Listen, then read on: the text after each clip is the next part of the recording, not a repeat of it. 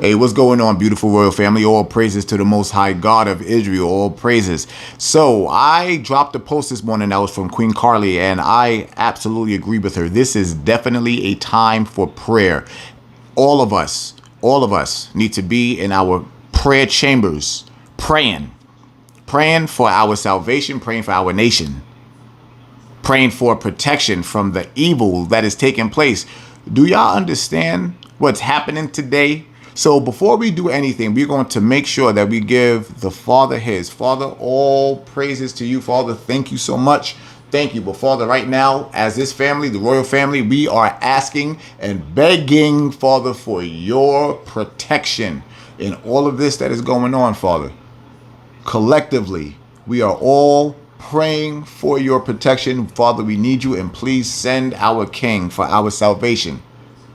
Seriously, that's where we need to be. That is where every last one of our minds should be on right now. Praying to the Father and keeping our focus on his commandments. Anybody else talking anything else, that doesn't matter. I'm telling you right now. But there are things that are happening on this planet right now that we are not going to shy away from, okay? So we're going to first we're going to get these scriptures. We're going to bring these scriptures out here. Let's go to the book of Psalms chapter 10. We got to take a look at our enemy and the things that he's doing. Let's just see if this was even prophesied. Let's see if our forefathers back then knew that was going to happen. Watch this. Psalms chapter 10 verse 1. Why standest thou afar off, O Lord? Why hidest thou thyself in times of trouble? So you see that they're like, hold on now, Father, we don't need you to be quiet right now. We need you amped. We need you amped. Why? The wicked in his pride doth persecute the poor. Let them be taken in the devices that they have imagined. Y'all see that? So let's read that again. The wicked in his pride doth persecuteth the poor. Now, when we remember Revelation chapter 2 and verse 9, who's the poor? It's the Israelites. So you know who this is talking about. This is talking about the Israelites. The Israelites versus the wicked. The wicked being the other nations. Y'all understand that? I'm telling y'all, this is it. I'm going to read that again. The wicked in his pride doth persecute the poor. Let them be taken in the devices that they have imagined. Now we know of Esau's devices, every last one of them, from their torture methods to their excavation. They dominate with that. We know that. Verse 3. For the wicked boasteth of his heart's desire and blesseth the covetous, whom the Lord abhorreth. I'm going to read that again because that's the part that y'all need to understand. For the wicked boasteth of his heart's desire and blesseth the covetous, whom the Lord abhorreth. Do y'all understand what that means? Do you understand what that means? I'm going to tell you. The wicked right now, they're very proud at heart of the things that they're doing. They're very proud that they have these secret agendas and meetings with different spiritual entities. Okay? Whatever you want to call them, lizard people, reptilians, whatever it is, doesn't matter. Does not matter. But there is an evil that goes so far deep into this earth that even the elect are going to be fooled. I'm telling y'all, people don't understand when he's saying that here, man. But do you understand what they said they're doing today? Today in Rome, they're sending a rocket into the sun. Do y'all understand that? Of all days, today, when tomorrow is their Saturnalia, their Christ mass murder, the celebration of this evil, wicked pagan known as Caesar Borgia / White Jesus. And in Rome, the Pope has orchestrated for a rocket to be sent into the middle of the sun while he is going to perform a ritual that has never been performed on earth before for what they say. Okay, but all of that doesn't matter to us. But why are we mentioning it? Because it's of their devices, and we have to be wise of their wicked devices. Y'all understand that, all right? All of this is happening today. This is not science fiction. This is not Star Trek. This is reality. They're talking all this craziness. This is your reality in 2024. Y'all do realize 2025 is less than a week away. All right, so now let's continue. Verse 4, the wicked through the pride of his countenance will not seek after God. God is not in all his thoughts. His ways are always grievous. Thy judgments are far above out of his sight. As for all his enemies, he puffeth at them. You see this? He hath said in his heart, I shall not be moved, for I shall never be in adversity. His mouth is full of cursing and deceit and fraud. Under his tongue is mischief and vanity. He sitteth in the lurking places of the villages. In the secret places doth he murder the innocent. His eyes are privily set against the poor. He lieth in wait secretly as a lion in his den. He lieth in wait to catch the poor. He doth catch the poor when he draweth him into his net. He croucheth and humbleth himself, that the poor may fall by his strong ones. He hath said in his heart, God hath forgotten. He hideth his face. He will never see it. You see that? This enemy is thinking right now, God, first and foremost, no, God ain't real. And if he is, well, guess what? He must have abandoned his children. He hasn't done anything for them. Nothing at all. They got comfortable. They got very, very comfortable in the way that they treat us. And you're reading it in the Bible right here. You're reading it. I'm telling you, there's people out there that's arguing about things that have no business to be argued right now. I'm telling y'all better get rid of the foolishness and truly pay attention. Verse 12, arise, O Lord, O God, lift up thine hand, forget not the humble. Wherefore doth the wicked contemn God? He have said in his heart, thou wilt not require it. Thou hast seen it, for thou beholdest mischief and spite, to requite it with thy hand. The poor committeth himself unto these. Thou art the helper of the fatherless. Break thou the arm of the wicked and the evil man. Seek out his wickedness till thou find none. You see that? That's why I'm up here saying everything I'm saying right now. This is the time. This is the time that we are in revelation. Y'all understand what that word means? Revelation. It is time that we start talking. It is time that we start putting out these scriptures into the atmosphere for all of our people. Because just when you're thinking people are not watching, they are. They are. They may not give you the satisfaction of knowing that they're watching, but trust me, they're watching.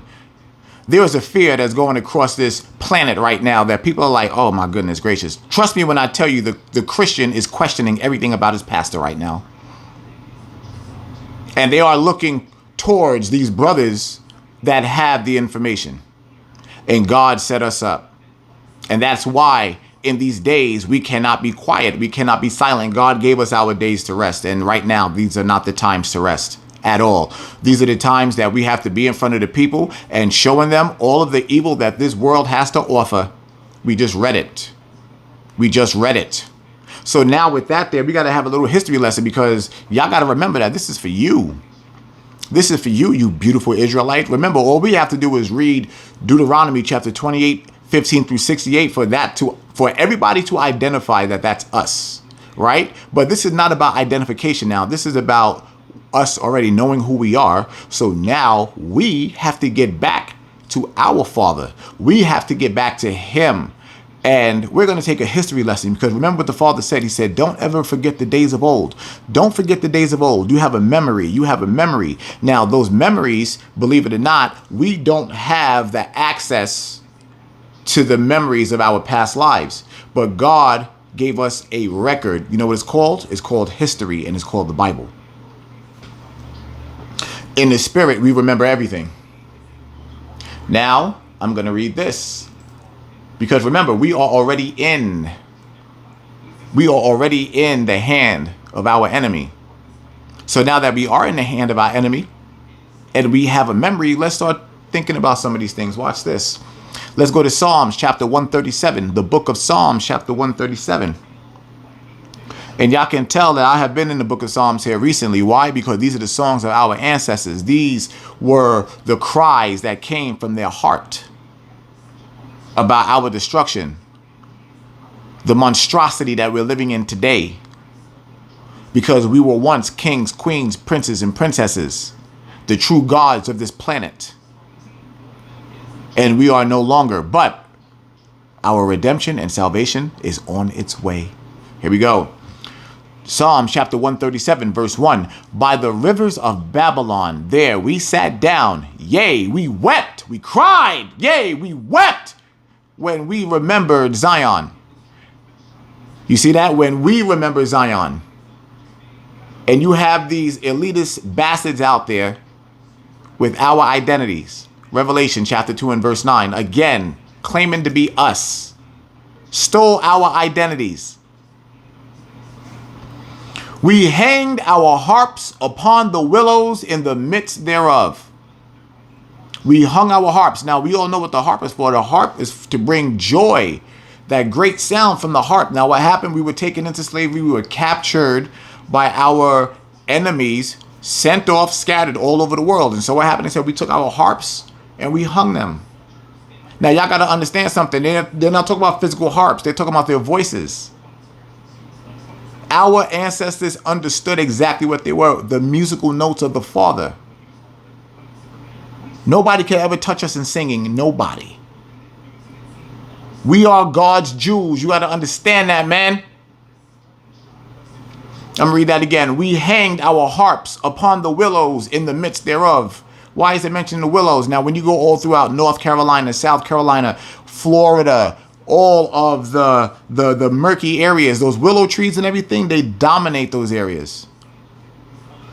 Verse 3, for there they that carried us away captive required of us a song, and they that wasted us required of us mirth, saying, sing us one of those songs of Zion. How shall we sing the songs how shall we sing the Lord's song in a strange land?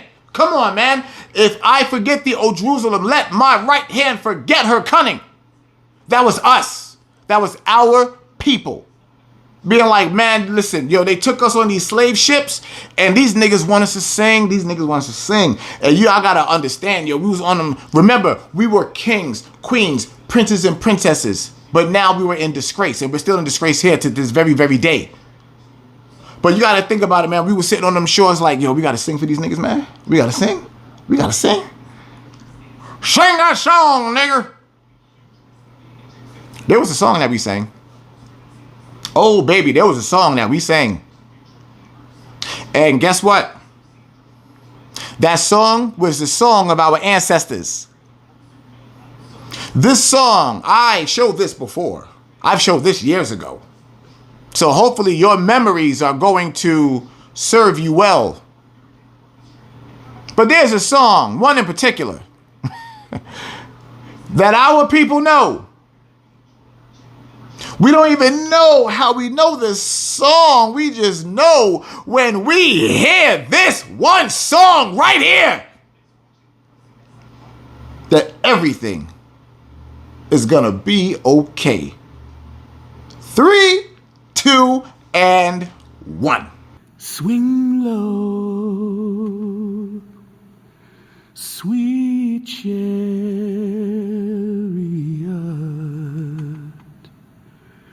coming for to carry me home.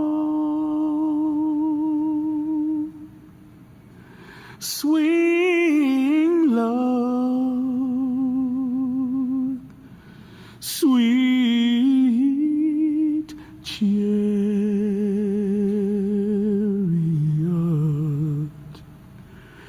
coming for to carry me home. I looked over Jordan, and what did I see? Coming for to carry me home.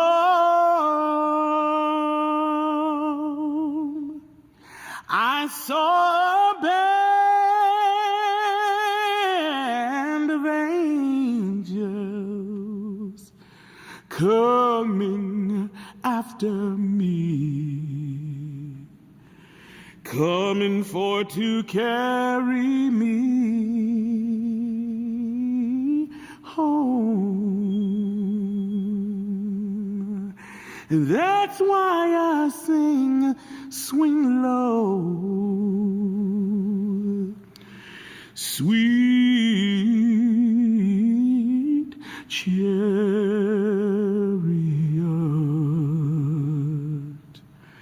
coming for to carry me home. Swing low,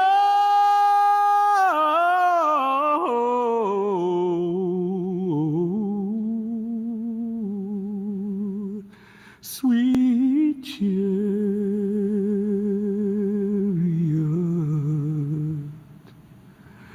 coming for to carry me